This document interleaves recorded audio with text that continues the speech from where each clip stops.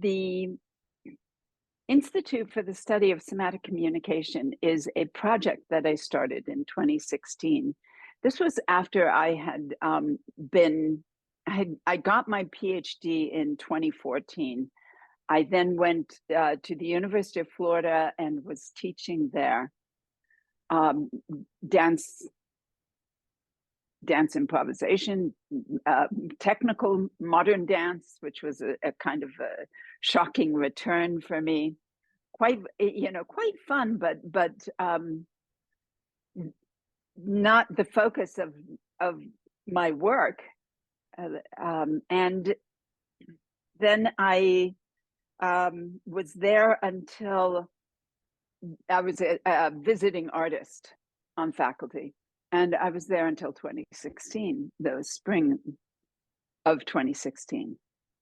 And I met Amanda Concha Holmes, an anthropologist, and I was in conversation with her and thinking about what comes next. Where's my heart really? Because having spent time at the University of Florida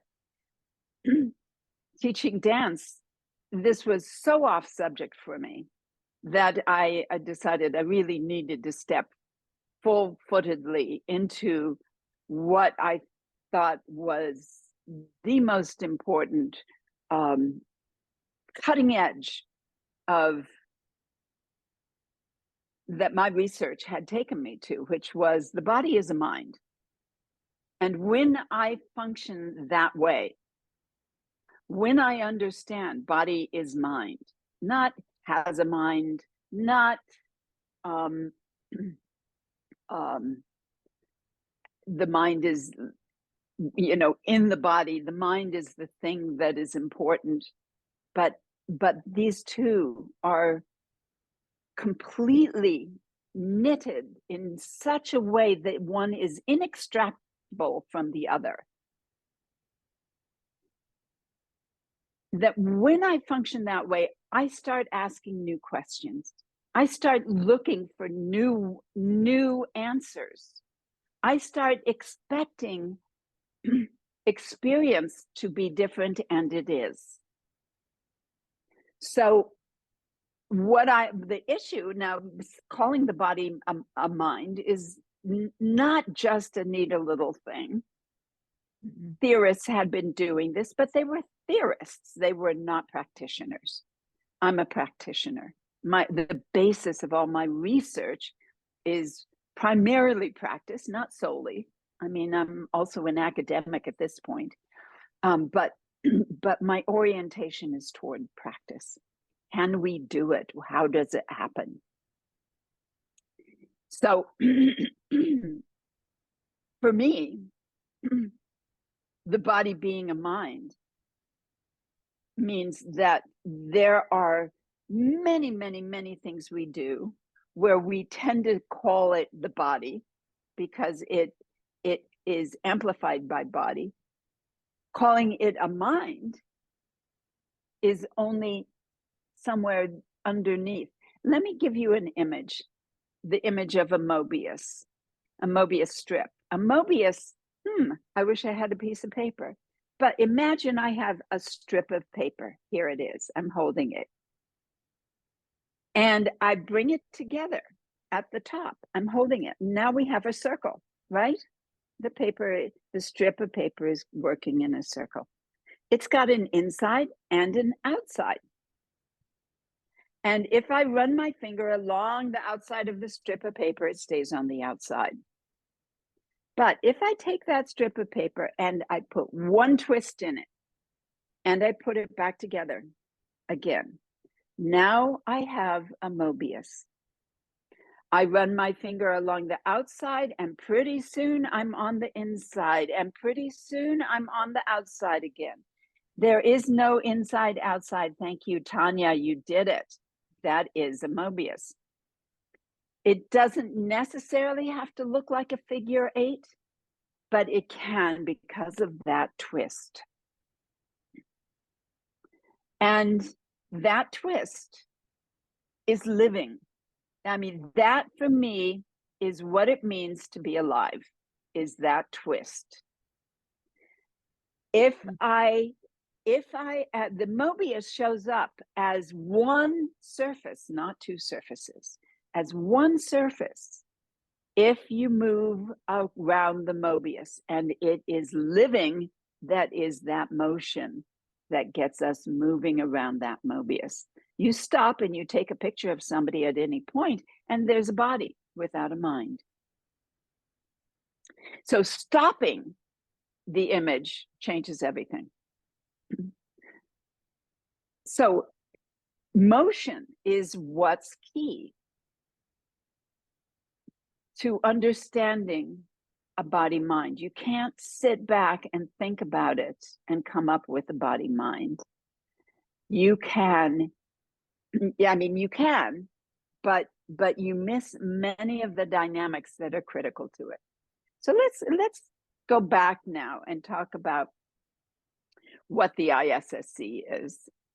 The ISSC is an institute for the research, really developed for the research of somatic communication.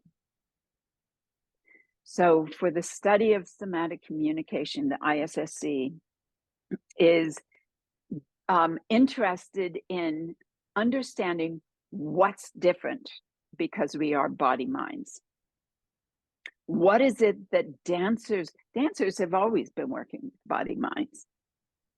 That's part of what makes a dance delicious, is the fact that if it's only motion, if it's only steps, then it can be boring. But if the mind is engaged in the action of those steps, then it gets thrilling. That's my interest in improvisation. Dance improvisation is thrilling because it requires a mind. Somebody has to be present to understand what goes next. How this moment exists. It's not a repetition of a step. So the issue with choreography for dancers is always having dancers that can do that choreography as if it's alive, as if it just occurred, as if it just happened, which means the mind has to be there. Steve Paxton, who is no longer with us, but was a key instigator in my thinking about movement, and was the person who really kicked off contact improvisation. Steve said in talking about improvisation, he wasn't talking about mind, he was talking about improvisation. But he said, you know, one of the best improvisers is Margot Fonteyn, who was at the time a premier ballerina, exquisite ballerina. And what he was saying was that she could do motion as if it was just arising in that moment. Well, just arising in that moment meant the mind was present in the experience of that instant. And that presence is why and that interest in the ability of a dancer to articulate their presence as a body mind is what got me going back to the university, getting a PhD and writing a dissertation called Articulating Presence. Yeah, you know, I was very, very interested in what is this thing that's happening. But since I was a contact improv dancer, that actually meant something different than it might have meant to Margot Fonteyn, because in terms of articulating, because doing contact improvisation, by then I'd been dancing contact for at least 30 years, performing, teaching, you know, the whole 9 yards. and working with dance improvisers as well in ensemble practices that had this work was me kind of coming to terms with the differences between contact improvisation and dance improvisation, and figuring out that what was different was what attention was doing. So a great deal of my work in writing my dissertation was about attention. So the subtitle is Creative Actions of Attention in Contemporary Dance. And that understanding of what attention requires a mind and a body.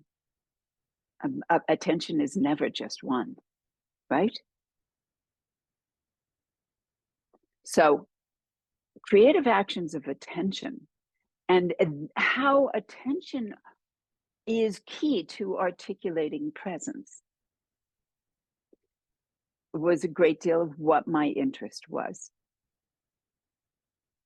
The articulation of presence, that which I was doing as a dancer, that's that which brought the world to life, that which allowed me to open and take space, not as something that I pretended to do, but something that had this values of getting feedback that was telling me I was that size when I unfurl myself. And unfurling the self means there's a mind engaged as body. The bodiness of my mind which articulates as body, does that job well. So that as I unfurl, I'm touching the space of being, which includes other presences. There's always something else there. So what I do with other presence, how it is I am with other forms of presence is fascinating. And so the ISSC is there to study all of this, because in my experience, nobody was doing this work. And I wanted to. And it's such profound work to me that I feel as if I'm only at the tip of an iceberg. And the iceberg is very large. And the iceberg is about relational practices that form the basis of communication.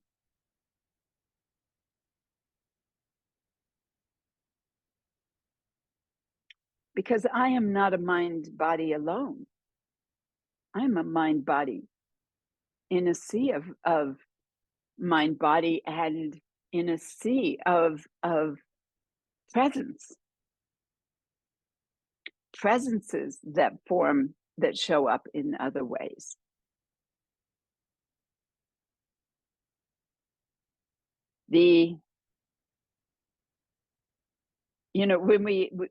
So there are lots of choices one has to make when one starts to study in this realm.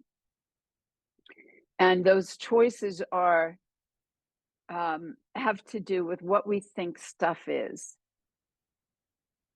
What is the stuff of the world? And how do we engage with the stuff of the world? When you start to be interested in presence which I define as a disturbance. I started to do this when I was getting my PhD.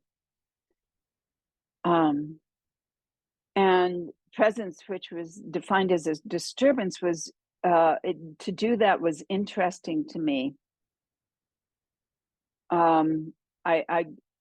I think of it as physics. I don't think of it as a social value. the social value of, oh, you're disturbing me. I think of it as what happens when a leaf hits water, or what happens when you step outside and the sky shows up moving across your face, right? Presence.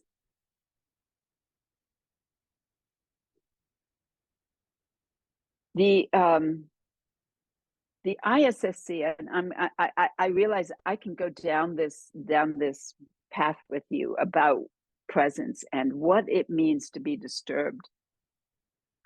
But having this language to talk about presence, to talk about what it is that happens when we're in relations, when my presence touches and knows your presence, when my presence, if I'm doing a contact dance, is inside you, so that, and your presence is available to me because it's inside me, not only as weight, but also as weight,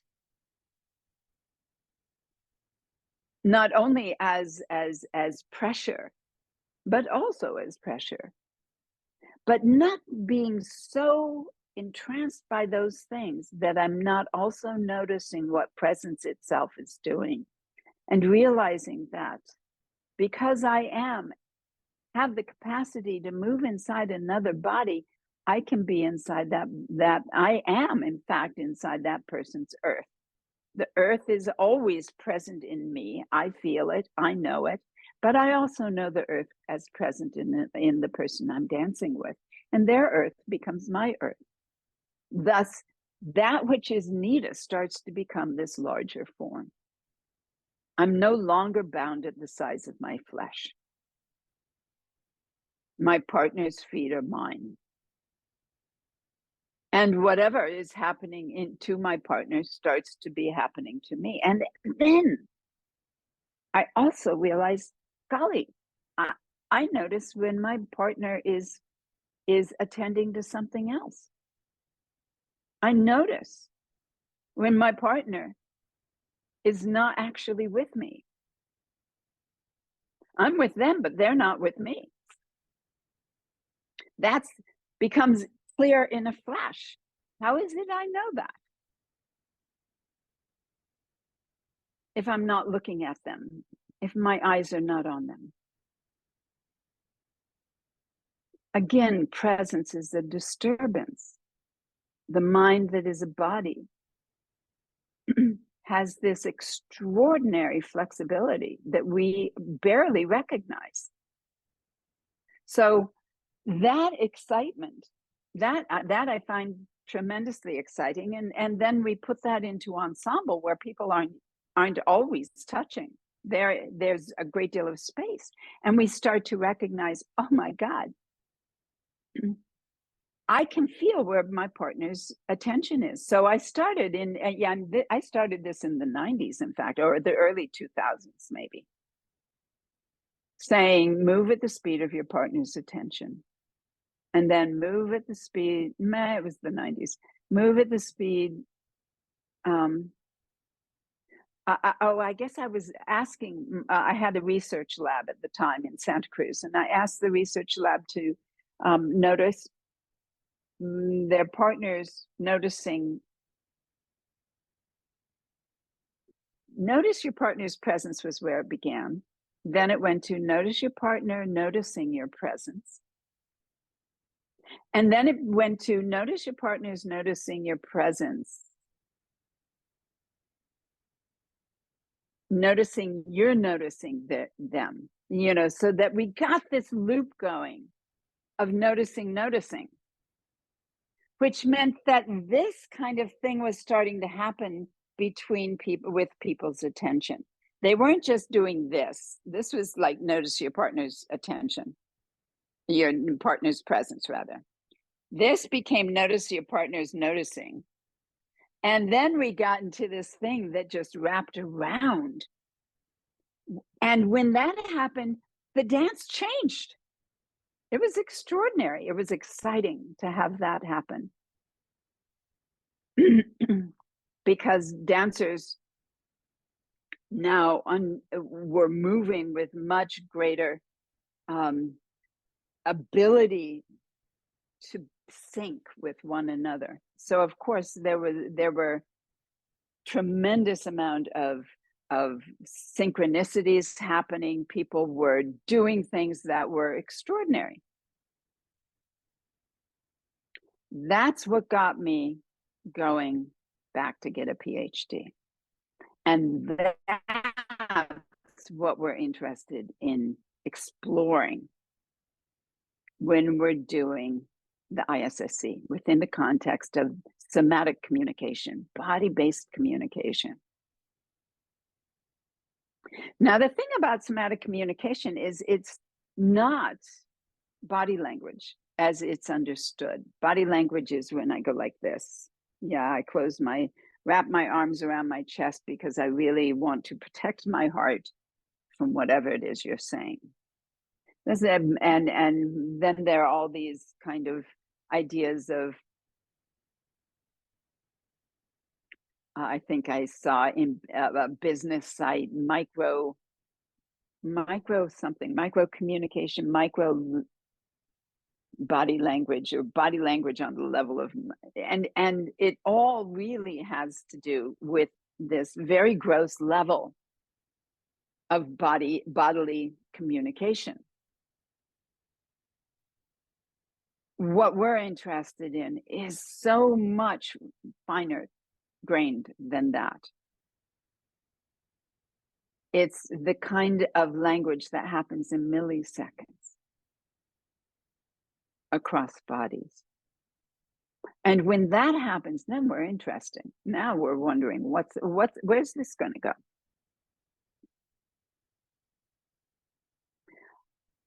What happens when another body mind moves my body mind? Because that does start to happen. You become available, your body mind becomes available to another body mind. How? Not intentionally, not like they're thinking, okay, and now I'm going to move this person. That's not how it happens. But understanding that we are these larger systems that can link up in extraordinary ways. Why are we leaving all of our communication to language, verbal language rather? Is there not a language here, a communication form? Maybe it's not a language, because quite frankly, language requires a tossing back and forth like this. You speak and then I respond, and then I speak and you respond. That's interesting, and I like that. And it can happen very, very, very fast if it's tactile. It happens extraordinarily fast if it's tactile, extremely slow if it's verbal, slow if it's visual. You know, we think the eyes are so much faster than body. In fact, I was trained that eyes were faster than body. But in fact, on the level of communication, bodies are faster than eyes. Eyes have to cognitively figure out what it is they're seeing, then all the parts that can respond to that seeing. The body's already done the job by the time that's happened. The knowing has already happened by the time that's gone by. So when we amplify touch and the other realms of knowing, but particularly touch, now we're into a whole new level of understanding and communicating. And so that's what the ISSC is studying. And it's exciting. It's tremendously exciting. So how the ISSC is doing that, let me tell you. So in 2016, I started forming co-laboratories or ensembles, dance ensembles, and figuring out what do we need to do. And it's been years of figuring this out now. first I was working with this anthropologist, Amanda Concha Holmes, in Florida. We developed a collab there and started working with it. And what Amanda brought to us was this real concern on the social level of who's here, what's this about? And it was, and I realized I really needed to be in multiple cultures. I couldn't just do this in the Western culture. It needed, and in an American culture in particular. So because I'm a touring artist, as I went running around the world, I started developing collabs. And pretty soon, by 2018, there was a collab in Seattle, where home base was. There was a collab in the UK, in Bristol. There was a collab. I was forming a collab in Hamburg, a collab in Berlin, a collab in Ariège, France. I think that came about, maybe, I can't remember, 2018, 2019.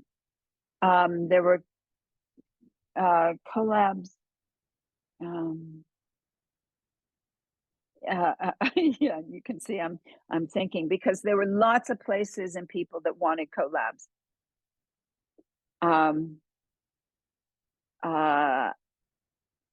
And since then, and then by the time I was just about to start a collab in Copenhagen, and one in Barcelona, and one in Pontedera, and when COVID happened and everything collapsed. So then we did a virtual collab, and the virtual collab was set up differently. It was set up for individuals, and it was to study things like the speed of attention. So I very often, when I teach contact improvisation, would say, move at the speed of your attention. And of course, I would take that into the collabs, move at the speed of your attention, because that's critical. You can't be present unless you're moving at the speed of your attention. But how do you know when you're moving at the speed of your attention? So that was one of the primary questions of the virtual collab that happened during the ISSE, and extraordinary. I got this wonderful stuff coming back, like Kevin O'Connor, who is a fabulous. He's also a PhD. He was in my company when I was suggesting to in the research lab, when I was saying, notice your partner's noticing you. So that stuff. So anyway, so Kevin O'Connor got his PhD. Anyway, he joined this collab, and he was located. There were people located in the States, in the and North America, and then also in Europe. And Kevin was in Canada, up in a forest, and the collabs would do their practice sessions alone in the midst of their living, which is what was very exciting. And so he was in the midst of his living, walking home one night just as dusk was happening. He was staying in a cabin in the woods, and he had to get home fast because the light was getting, it was getting dark, and there are large animals in his forest. And he didn't want to get caught after dark on a path trying to find his way home. So he part of his work was work on fascia. And so he said, what happens if my fascia, and he did a contacty kind of thing, joins the fascia of the path. So he conceived of the path as having fascia, as fascia being everywhere. And quite frankly, one can think of the fascia of the path as the mycelium that is in the soil. I mean, if you're in a forest, you know there's mycelium everywhere. So he didn't call it mycelium. I'm reading a book on fungi, so that's where I'm going right now. But so he noticed that when he was walking separate from the path that he was walking on, that he was really afraid of spraining an ankle. He had to be careful of where the path was and notice the variations of surface. And so he was relatively slow. But when he engaged his fascial knowledge, his body sensing knowledge, his tactile abilities with the path as one action, he suddenly started walking faster. He could move across that path without fear, with a sense of knowledge and a sense of mutual engagement. Very similar to a contact improv dance. How extraordinary is that? Love it. Absolutely love it. Things I notice. What do I notice from that? I notice how critical the imagination is. The imagination functioning as mind, that is functioning as body. So that these things are not functioning as isolated, separate actions. They're functioning as a singular action. That's when motion is best, right? Functioning as a singular action.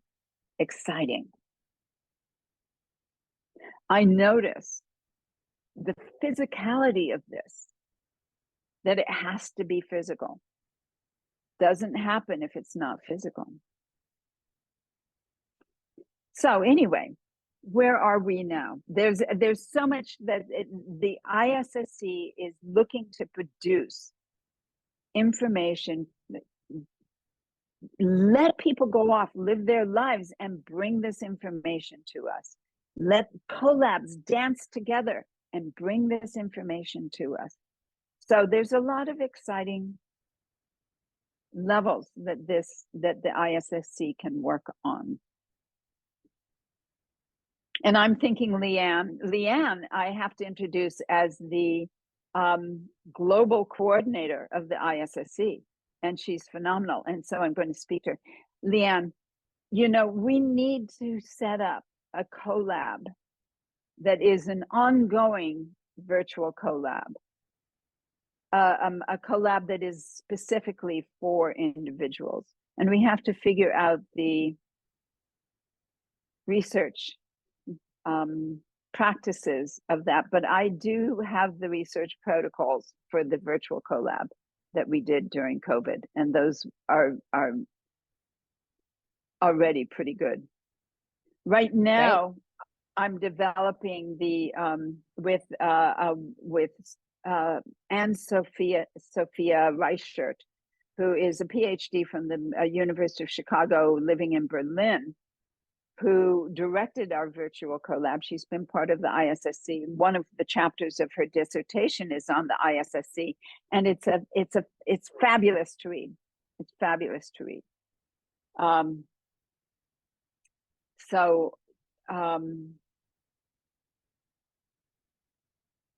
And do we have access to that on the ISSC website, to Sophie's dissertation? No, we do not. We were going to do that at one point. I think it's valuable. We needed Sophie's okay. We do have her permission. Yes. Yeah, to put the chapter up. Yeah. Maybe we lost that somewhere, but let's get that up. I think that would be really. I also want to give you a little time check, Nita. It might be a nice time to move into some discussion. Sure, absolutely.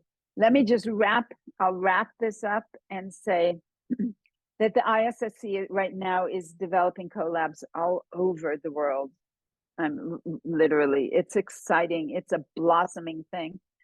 We are We have some grants out there. We just became a nonprofit in the US. We will go after a nonprofit status in Europe as well, and wherever we have collabs, to be able to move this thing around so that we share our information as a network.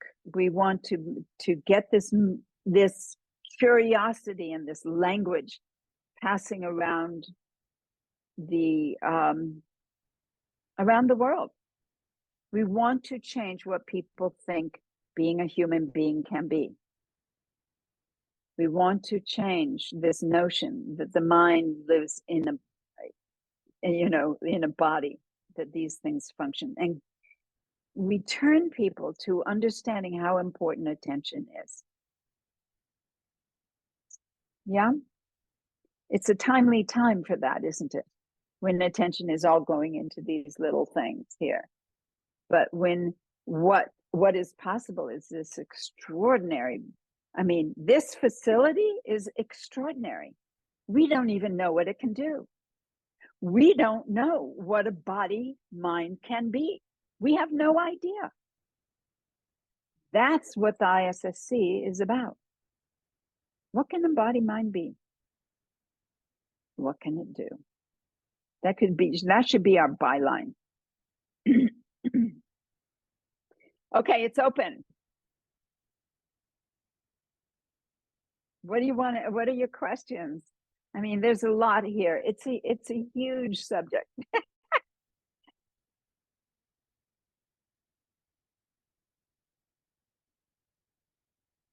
Anybody want to ask a question? I guess I have a question. Yeah. Hi. Hi, Rebecca. Nice to meet you. Nice to meet you. Again, I took your course in relational intelligence in Berkeley in September.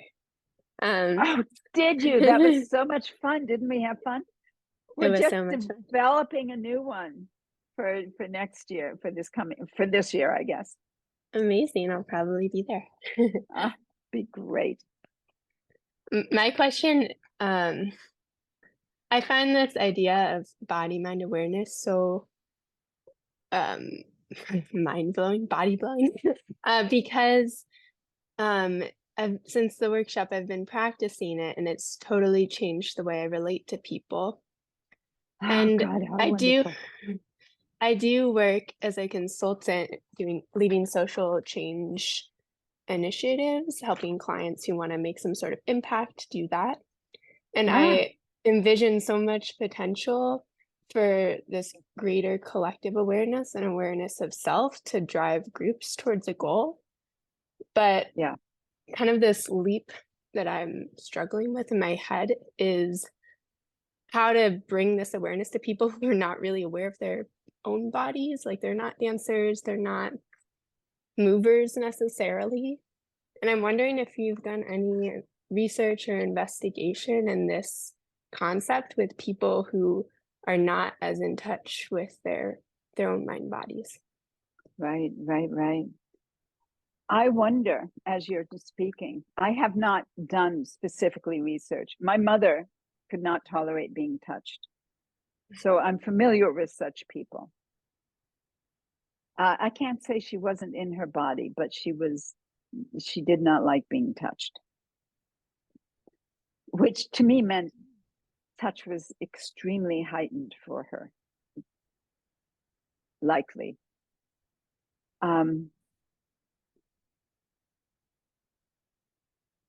The first thing that comes to mind in working with people of that order is to change their imagination, what they imagine,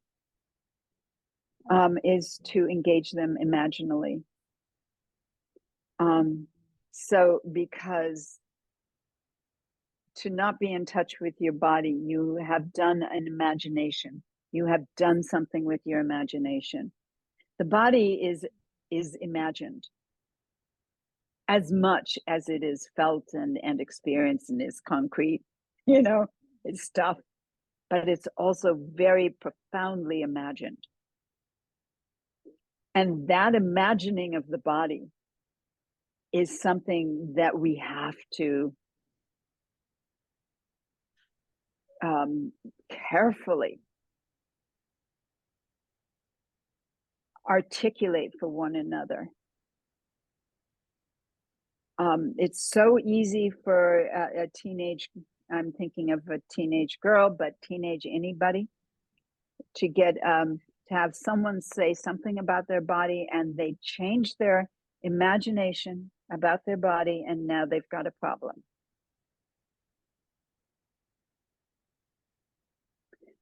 Changing the imagination is to understand that everything we do has imagination at its root.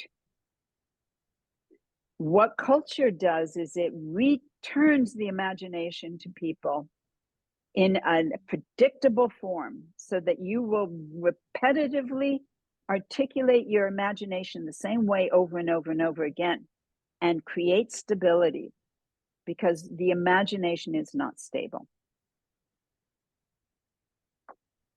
But it is your superpower. So if I control your imagination, I've controlled your superpower in a sense. Yeah. So the first thing I would probably work with people on is how they imagine what it is to be a body. And to find out what it is they are imagining and then play with it. Set them into play. Once they have an ability to play with their imagination, it doesn't have to be profound, it can be small. Then they can start to get inside their body.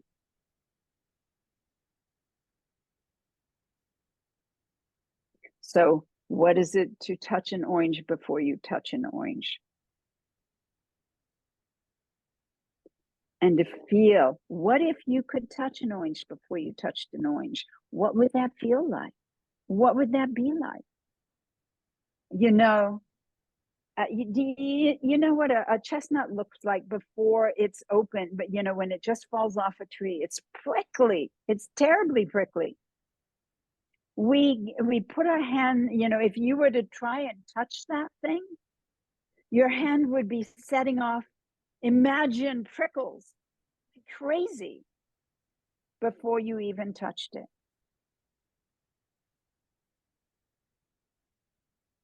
That's the imagination.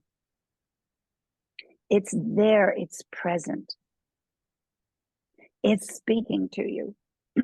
And it's also forming this relationship with the external world. So that as you go to touch something, it's guiding a kind of biological fascia, attentional fascia. I call it bioattentional fascia. This fascia that connects you. It's fascinating. So I hope that helped. Yeah, I love that idea that the imagination that's perhaps easier to access than body for some people, could be a pathway. If they're not living in their body, they've walked away from their body. I wouldn't go to body. I wouldn't be frontal with it. I would slip the body in there without them even knowing it.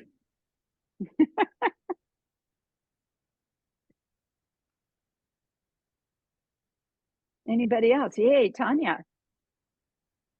Yeah, when you said something like, oh, you asked, you know, what if we could change the notion, I'm paraphrasing here, the notion of this separateness, you know, globally, like if we have all these collabs and that there's this network going on, this information building. I wondered if in that moment, if you are familiar with John Vervaeke. No idea. Who is he? John Vervaeke is a cognitive scientist at the University of Toronto, who has been talking about what he calls the meaning crisis for quite a while now. And there's a lot of videos of him on YouTube, and he has a whole sort of network that he's been growing, which is he's really interested in ecologies of practice that shift these, what he calls these sort of cognitive errors. So when you talk about that idea that we're separate, for example, being like if I use his language, like a cognitive error that then, or like a generator function that then in a complex system leads to certain qualities of experience and emerging, kind of like a score. So yeah, I thought of him, and I actually just saw an interview between him and Ken Mannheimer, who's a contact improviser in DC, and they were talking about, do you know him? Yeah. Yeah. I didn't know him till I saw this. And he was talking about something very similar, kind of the sort of central question he's looking at of what is it to participate, or how contact improv is a practice in fully participating and noticing, when we're not there, which is what I feel you were pointing at with the attention. Absolutely. Absolutely. I'm just like, I do this. I just see all these connections, and Yeah, that's wonderful. I feel this like, oh, I would love to see you and John Vervaeke have a conversation. I would love it. I would love it. Yeah. Great. Let's see what can happen there. Okay. Yeah. The kind of full immersion of contact improvisation has been one of my most profound teachers. Yeah. Yeah. I mean, 50 plus years of doing contact improvisation, that immersion is like a meditation form, that I've been practicing as motion for many, many years. You cut out for a second. A something Oh, form? it's like a meditation form that I've been practicing for many, many years. Yeah. Totally. It's taught me so much, so much. Yeah, and I feel like I've had these moments where I've become aware of what he was calling a cognitive error, like something that's like leading me into an experience I actually don't want. And that cognitive error, to go back to the imagination, is formulated by imagination. I mean, the way I understand my experience of every moment, imagination is present in my experience of every moment, which is why I have to ask myself continually, what do I want? Not just what's here. Because I am creative of this instant now through how I imagine it to be. Not in some wild, fanciful way. We're not talking fantasy here. You have to understand imagination and fantasy are very, very different animals. Imagination is your ability to take what is present and extend into and through and around and about. The fantasy is, when you take something that isn't there and start to create filigree on it.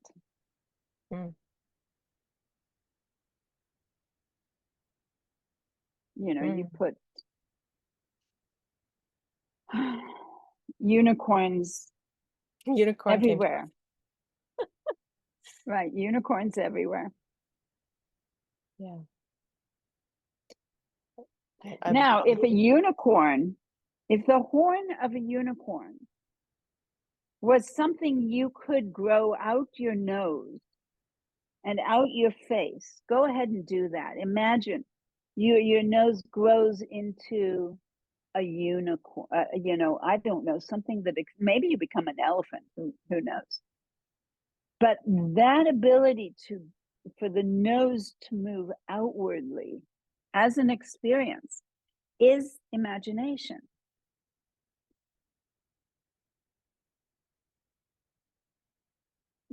That's the instability of the body mind.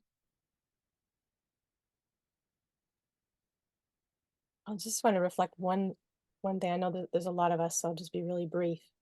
Or maybe the unicorn is a forehead. I took it to nose, but it should have been forehead. Go ahead. Well, when you were saying that the imagination, we need the imagination as well as the presence with what's here. Uh-huh. I'm part of a learning community that really as at its center is this seeing that as the navigating kind of function, or like holding what is so and what we deeply want in a creative tension. Right. So I'm sort of hearing that you need both. That is always in me. I don't merely think about what's here. The ISSC is not oriented toward what we do, the everyday. It is not a study of what people do. It is a study of what people can do, of what they can do that they maybe are not knowing that they're doing, or that they are not yet doing. I'm not interested in reproducing culture. Culture is the issue for me in many, many instances.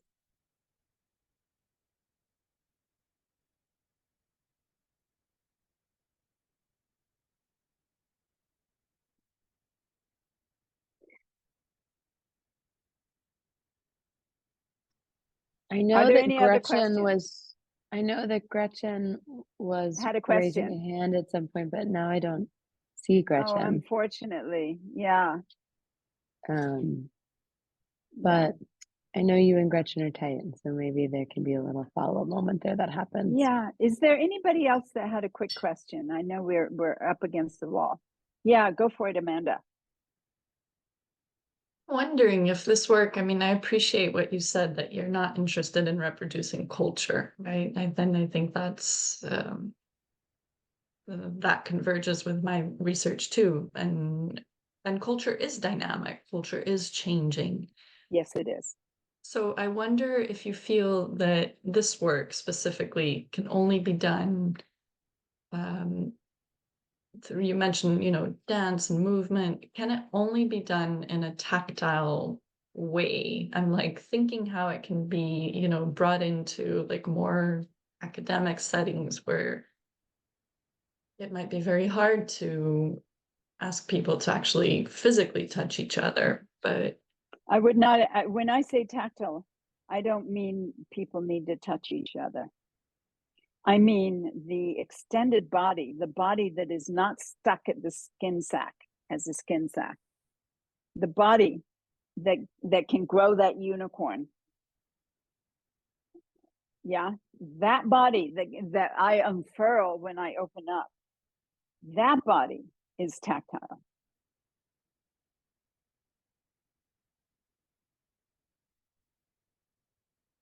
Touch is not limited to the skin, in other words.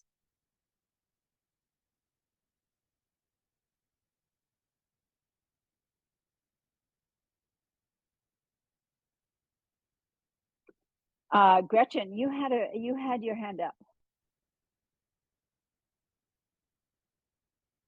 You are muted, babe.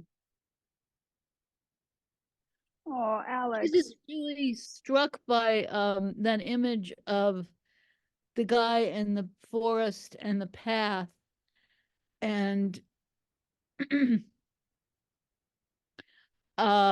it made me think about other runners, Yeah.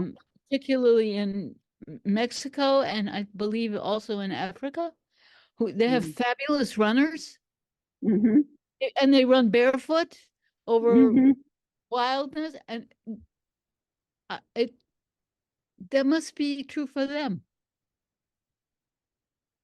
Something is true for them that is not true for a shoed Western or American, I should say, runner. Something Absolutely. else. There's a body image. There's a body knowledge that is different. Well, a body earth knowledge. Body earth knowledge.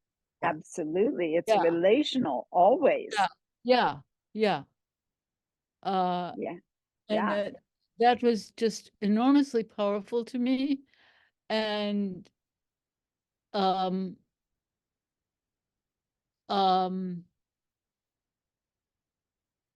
since I lead a pretty ordinary life, but nonetheless, I am always touching the earth. And how can this information enlighten my life beyond the dance floor, beyond the contact jam? Well, we worked on that a lot in one way with relational intelligence when I was doing those classes during COVID. Everyone, Absolutely. I taught a class, weekly class called Relational Intelligence, which was really very much about presence and our presence in in the spaces we were in. Yeah. Attention. Anyway, so how can it? What did you come to? Well, I think it's, as you said before. Oh, Alex, hello. Hi, Gretchen. I am glad to see you. So I think it comes to your idea, your concept, your idea of presence. And in the everyday, just the everyday. really studying presence in the everyday. When I go to Aldi's, when I pick out bananas, it doesn't matter. I mean, it's all I'm contacting. Yes, you are. Yeah. You are. And I this is and getting over the notion that you're contacting something that is, because it's inanimate, it's dead. It's not dead. Right. just living in a vital world helps. Yeah. Choosing, then that's one of those choices you have to make. Is it a dead world or a vital world? What are you living in? Yeah. It's a big choice. So these are really big ideas that you're talking about. They're big ideas. They are. Yeah. And I think dancers are the people to do this work, by the way. Really important. Amanda, if send me anything that ideas or questions you have, let's stay in conversation about how do we do this in classrooms? How do we change the culture of a classroom? That is something that ISSC would want to really study. What do people need to know about being people that they don't know? I love you, Alex, but you came at the very end of this conversation, my dear. I'm so sorry. That's fine. I was it's fun to miss something and be Great. Alex, do you know Roman? Yes. You know each other. Okay. Cool. Great. Okay, you guys, I turn it back to you, Leighann. Yay! This has been Breaking Bread with Nita Little, a digital series offered for free once a month. We'll be back next month with a brand new topic, and we hope we'll see you back here then, live in the flesh, as always. Not live in the flesh, but like live actively on digital Zoom is always the preference. But as we mentioned earlier, there are replays available that you can access on Nita's website if you're interested in some of the previous topics. We'll be back next month. And in the meantime, for more information on upcoming events, classes, offerings, including some trainings in the material Nita's been talking about coming up this summer and early fall, one in Berlin, Germany, one here somewhere on the East Coast in the US, you can head over to Nita's website, nitalittle.com, or if you'd like to learn more about the ISSC and those trainings, you can head over to somaticcommunication.com. Thank you so much for being here. And of course, you can stay on the Zoom for any additional links or any additional burning questions you might have. Thank you so much.